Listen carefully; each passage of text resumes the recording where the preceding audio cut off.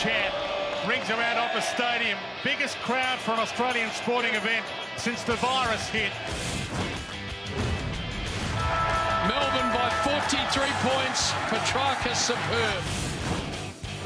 And when everyone else missed, when the moment came, he seized it like no one else.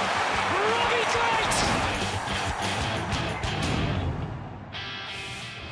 Hello, I'm Damien Barrett and welcome to Access All Areas, brought to you by Sportsbet. There's been plenty of recent discussion about the state of the game. Well, round 7 produced some fantastic and some free-flowing football. Matthew Lloyd, as always, is with me. Lordo, some late plot twists in one particular game, to me, have already entrenched it as a 2020 classic. Yeah, Port Adelaide and the Carlton Football Club put on an absolute thriller yesterday, and for Port Adelaide, they're now 6-1. I reckon you only need 9 wins to make the final, so they're just about there already, and this was it. Charlie Dixon was unstoppable. Liam Jones, I haven't seen him overpowered like that in years. He was just too big and strong, but he missed that opportunity. He kicked 3 goals for. Robbie Graydamer, you'd pencil him in for this one. The hero of the day, he missed that one. Missed that one as well, and then this one here. I think this was game over. If Cunningham hits Levi Casbolt, they're 4 points up, would have made it 11, took another 30 seconds off the clock. Game over. He takes a shot when he shouldn't have. And then this one... You can see the drama. There's 84 seconds left here. What Gray, too unselfish, takes the shot, but still Marshall, he kicks that 99 times. He's 9 metres out, Lotto. And misses. Then they're still home here, Carlton. 3 points up, 43 seconds to go. And Jonas takes a massive mark. And Mays, who hasn't played for a long time, that is good poise there to hit Robbie Gray, who, Damo, you can finish this one off. Well, you go back, the siren goes, and that's not an easy kick. Without pressure, with pressure, it's almost impossible. Unbelievable goal. It's a moment we'll never forget. He's been brilliant for Port Adelaide. Arguably the greatest ever player behind Treadray, you would have thought, at Port Adelaide, and he just keeps adding to the history of himself with Port Adelaide. He's a 4-time All-Australian, a 3-time best and fairest winner. Let's just take a look at how he got himself to that ball at that stage of this game. It was clever play, wasn't it? He waited, he left his run late, but he knew what he was doing. Really smart too, and I'm watching McGovern in front of him. He doesn't get his positioning right as the loose behind the ball. He needs to... That's not going to be a long, high ball coming into that spot. They're going to go to Robbie Gray there. So Gray held his positioning on Plowman really well. McGovern didn't get his positioning right, and Gray sealed the deal. And that's massive 4 points for the Port Adelaide Footy Club. They're just compelling to watch, aren't they? Whether it's the kids, whether it's Coach Kenny, whether it's the clutch goals, whether it's Dixon assuming control of the forward line. They're a wonderful team to watch this year. Yeah, apart from a poor quarter or so against Brisbane, they have not put 1 foot wrong and deserve to be on top of the ladder. The Blues lost nothing. They're 3-4 now. They've lost or played in games that have been decided by 3 points or less on 4 occasions. But some of the courage that their players showed, Lordo, Sam Walsh initially in this package. Kicked 2 goals, so he hadn't kicked the goal all year, so just franked his form. I feel sorry for him because he keeps getting compared against others when he's been a star for Carlton since game 1. Doherty, brilliant return, this guy. I wasn't sure if he'd ever play again. He's been enormous this year. And Jacob Wiedering just keeps getting better and better. So Carlton, whether they play finals or they don't, they're just getting better and better by the week. And you've got Mackay kicked 3 goals yesterday. Wiedering's a star centre-half back. Walsh is doing his thing. Jack Martin's been one of the recruits of the year. So they are closing the gap on the best teams, and they nearly, or should have beaten the top team yesterday. Should they have swung the change? Should Wiedering at some stage have gone on to Dixon and taken Jones off him? Yeah, I think so. I think he probably got saved by Dixon missing shots for goal, but I think, Wiedering should have been moved over much earlier. The Demons, when they're on song, look good, aren't they? A bit like Port Adelaide, they're good to watch. They dominated this game against Hawthorn yesterday, got into the groove late in the first quarter, and then with skill that the Hawks didn't have, Lordo, set up a very impressive victory. This was an absolute smashing. Smashing yesterday on all fronts. They were too tough, so we see this here where some of the tackles from Melbourne was exquisite, and now they're getting reward for effort. So they've always been hard at it, Damo, but they've made the right selection. So I don't know why Bennell wasn't playing. I don't know why Wiedemann wasn't playing. This guy, Luke Jackson, good to see him get opportunities. Bennell, class finish. So now they're kicking 14 of 15 goals for their 50 entries. And we're going to talk Lockhart, class on the half-back flank. And then this. We didn't see this. This was just a hack kick going inside forward 50. Now they're showing more poise and getting reward, Damo. Wiedemann, Lordo, who gets it here.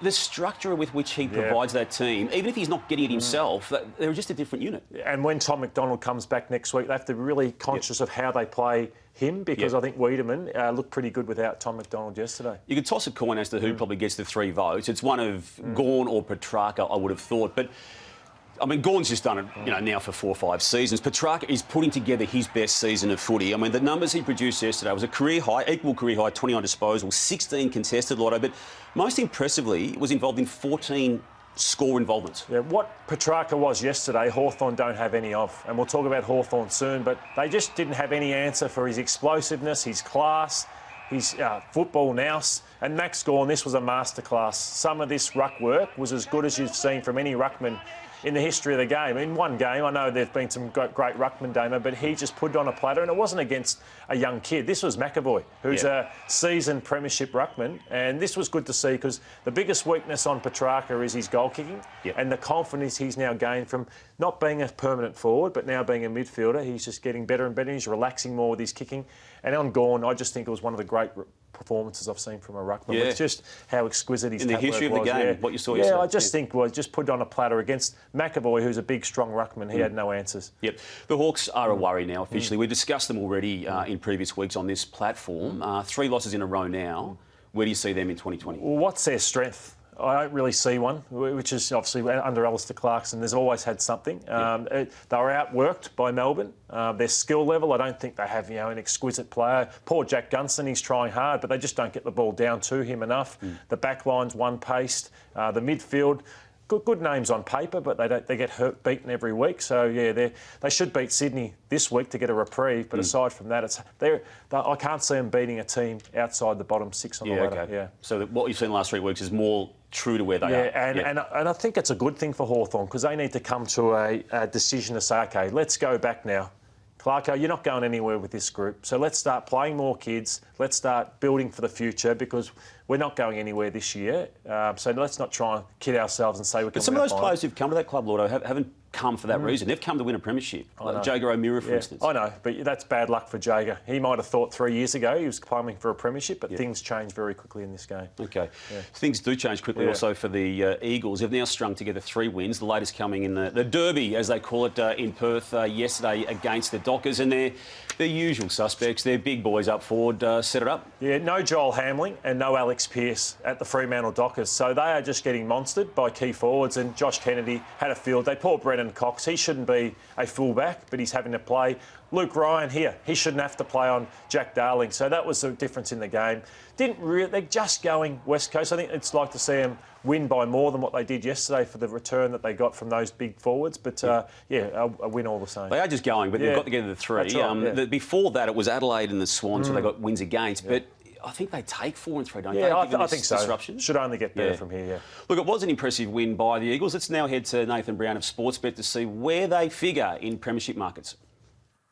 Yes, West Coast have been the big mover in the premiership market. Got out as much as $13 not that long ago. A lot of games at home now. Punters' confidence very high for the West Coast Eagles. It must be said, this premiership market is the tightest in recent history. 5 clubs within $8, which is absolutely fantastic at the moment because Port Adelaide, they're flying as well. They're at $8. The Smoky at the moment, there's a fair bit of money going through the Bulldogs. People think that maybe they can pull off a 2016 type victory. They're pretty good odds at the moment, but definitely West Coast have been the mover. Brisbane the favourite. Now the Brownlow medal, Lachie Neale. It's his to lose at the moment. Only injury, I think, could hold up Lachie Neale, but the biggest mover in the last few weeks, Chris Petrarca at the Demons. Certainly a vote getter, noticeable by the umpires. Petrarca is the mover. Now Monday night footy. Love this. Love Monday night footy. Adelaide up against St Kilda. St Kilda got held up by Fremantle last week. Can Adelaide do that? I don't think they can hold their runners. So for me, 1-39 St Kilda. Or if you think they can get really breaking the game open, 40 plus could be the go. And I picked out a same game multi. I think St Kilda win this game 1-39. Jack Billings to get more than 20 disposals and Dan Butler to get a goal at any time through this game. If you're punting on any of this, good luck and gamble responsibly. Thank you to you, Brownie. And Sportsbet. Now, Lordo, one of the premiership contenders, obviously, is the Brisbane Lions. They had a really, really tough win against the Giants. Kicked the first 4 goals of the game and the Giants came back at them. But what I love about Brisbane is last year I sort of thought it was their run, their carry, their explosiveness to kick goals and all that sort of thing. But now they have a hard edge to them. Yep. The Giants came at them twice and I thought Harris Andrews behind the ball. I think Grant Birchall has been a brilliant inclusion for the Brisbane Lions. For Andrews as well, just the whole team defence. I think their midfield bat's as deep as anyone, is as honest as anyone. Their back line is as good as anyone. Rayner is getting better, McCluggage is getting better, Lyons has been super. They don't rely on Cameron as much. I think the missing link for them is Hipwood and McStay. Yep. In terms of what can they produce. They need to produce more for Brisbane to win a premiership, and they're just falling short week after week. So if they can improve their output, I think the Brisbane Lions are just about premiership favourite. He impacted that game, Cam Rayner, in some key moments, didn't he? And even before that weekend's match, I know the club was really happy with how he was tracking. And while he does attract some critiquing from afar, he's putting together a good season. Yeah, he's bobbing up every now and then, and some see the Petrarca, the way he's evolved. They can see that for Rayner in the coming years. They've got some problems with the Giants, haven't they? Their numbers are really poor. Leon Cameron, the coach, has been discussing this, and this illustrates, Lordo, just when you compare what they took into a grand final last year to where they're at this year, they're off the pace in so many areas. Yeah, so we can see there 2019 they would break even for inside 50s. Now they're minus 12 across the season. Minus 22 v Brisbane just shows the golf. Leon Cameron said we're off the top teams. There's no doubt they are.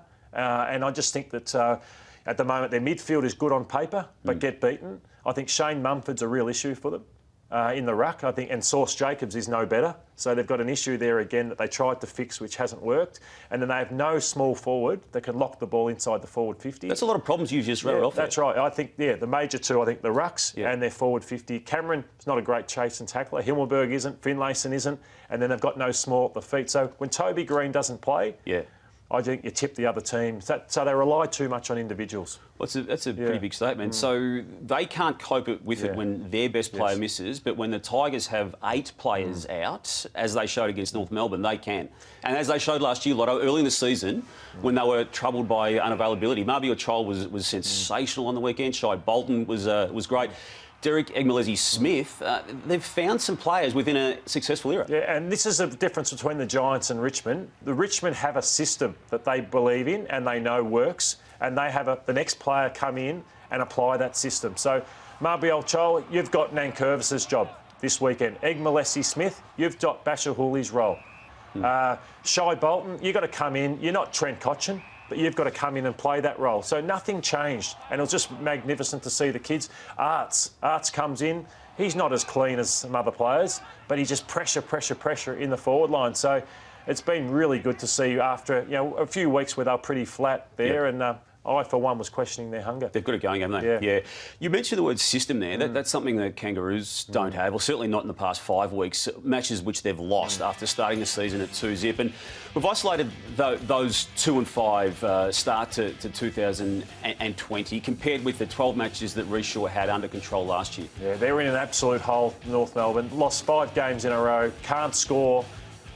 Their foot skills are as bad as any team in the comp. That's why they got 13 inside 50s. And their disposals, you can just see there, they're ranked 15th. So you can only say hard for so long. But if you haven't got system to go with it, you're in pain. It's not enough, though, is it? I mean, they made a decision, that football club last year, to remove Brad Scott. And now we're 19 matches into the new arrangement, and nothing has improved. I mean, that's just a statement of fact. And I don't see a plan. They've got a draft pick that's Melbourne's in this year's draft, but beyond that, the system that they play with and the list that they've got, Lordo, to me, looks like they're light years away from any form of the success that they wanted to have on the back of that decision to remove Brad Scott. Yeah, you've been critical of North for 4 or 5 weeks, even longer than that, Damo. So it's you're as critical for off-field matters as on-field? Probably more off-field. Yeah, I don't see a plan in place, and if there is, they haven't articulated it to the club itself, the members and the general football community. And I just think they felt that by removing Brad Scott and bringing in Rhys Shaw, they were going to return to the North way. I don't know what that meant at the time. I certainly don't know what it means now. And I don't know what they plan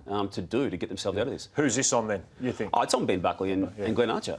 Yeah. So what else would you have liked to have seen apart from a coach change? A proper list management strategy where they had interest in both Higgins and Goldstein last year. But they decided to recontract those players, and that's fine. There's no dramas with that. But they're now talking about moving on Ben Brown. I mean, you can't make all those decisions collectively without having the proper plan. Yeah, I'm with you, Damo. One side who is flying is the Gold Coast Suns, and you can see how organised they are, and they're getting a great return now from their senior players. I thought they didn't have too many, to be honest, and Jared Witts, when he got the captaincy, I was surprised. he's been a super player this year. And you see Weller, that was a big question mark, his recruitment, but he wants to be there, and that's been the key. He's been as crucial as anyone this year, hasn't he? Yeah, has been. I loved how he's responded, and as for this guy. And these guys will only be good if you've got some senior players around. I think Levi Greenwood was a wonderful recruit. Hugh Greenwood from Adelaide was a great recruit for them. And obviously, got the toughness of Swallow, Witts. Took Miller wants to be there. Weller wants to be there. So they've been one of the stories of the season. You mentioned Witts. He's got a big game this week, hasn't he, against Tim English? It's a match-up that's going to be compelling to watch. He covers the ground well, and where English is exposing ruckman is that they can't go with him around the ground, whereas I think Witts has a great engine. Should be too big and strong for English around the ground in the hit-outs, but can match him with his running work rate. And English was, I think, a clear-cut best on ground, wasn't he, against the Bombers? There were so many good Bulldogs players, and the pressure with which they applied throughout this game was something next level, wasn't it? It was a mauling through the midfield. Some of these names, Liberatore, McRae, Bontempelli, Bailey Smith. He's a huge story this year with what he's doing. He's playing like a seasoned midfielder. I just love watching him. He has not missed a game of footy since being drafted 2 years ago. No, he's been super. And there was a lot of stories about his professionalism. He was probably too much with weighing his foods and all that sort of thing. But you see why he's made it so early, because he just leaves nothing to chance. Their past four first picks in national drafts, Thordo, Tim English, Aaron Norton, Bailey Smith, and then the debutant from this particular game, Cody Waitland. They're guns already, and they're going to be guns for another 12 years. And the Bombers, Lordo, went into the game with just the one loss to that point of the year. They've got a game up their sleeve in this season, but you can just see the quality of opponents. Yeah, why I wanted this graphic is to show the Magpies was an unbelievable win, but just to show that they have got a tough run coming. They got the Adelaide Crows this week. They must win that one against the worst side in the comp, because then they've got some tough games going, but they've still got a game in hand, so there's plenty for them to work towards making the final still. Now, you suffered a very serious finger injury when you were playing, Lordo. We raised that because Jordan De Goey did so early in the round 7 matches when he tackled Kolajasny there and very innocuously did that tackle, but ripped the tendon and the ligament in that finger. He's had it taped up there, came back on and kicked 3 goals for a match total of 5 in that last quarter. But, Lotto, it's a serious injury, isn't it? It's very serious, and some thought, he should only miss a week or so. But with tendon injuries, it's actually what helps you wiggle your fingers. If you don't get that fixed straight away, you can never bend your finger ever again. So what the tendon does, it just goes further and further down your arm, so you have to get it straight away. I caught mine here, so I was able to just track it back with a screw up there, but it's minimum 6, up to 8 weeks that he'll miss, and you can't touch footies through that period, so you lose your touch through that period. So we may only see him just before the finals. So minimum 6, you're minimum saying? 6 weeks, because it's such a tedious recovery. You're in a cast like that the whole time. The only time you get out of that cast is when you do your rehab exercises. Then you need the cast back on, can't wet it.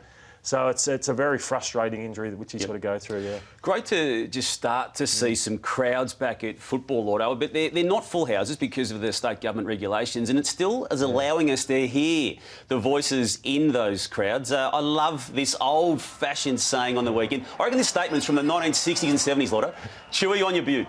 Chewy on your boot, and I reckon it's the only win the Bombers had for the night, Damo, that one. There was a Bomber supporter yelling out, "Chewy on your boot," and it put off Ed Richards there, so it was good little banter, and I like no swearing, just nice and clean from that young fella. Now, sometimes the moving picture doesn't quite do justice to the act itself, and sometimes the still picture does. But have a look at this. Even the moving picture there of this mark taken by Elijah Reardon in the Tassie League. Oh, fantastic. But the still's better. And, one of the great photos from Zach Simmons from News Corp Australia. That is as good a photo as you'll ever see. Look at the bloke in the background. He's got the best seat in the house there. Hey, Lotto, thanks as always for your time on Access All Areas. Thanks for watching, and we'll be back same time next week.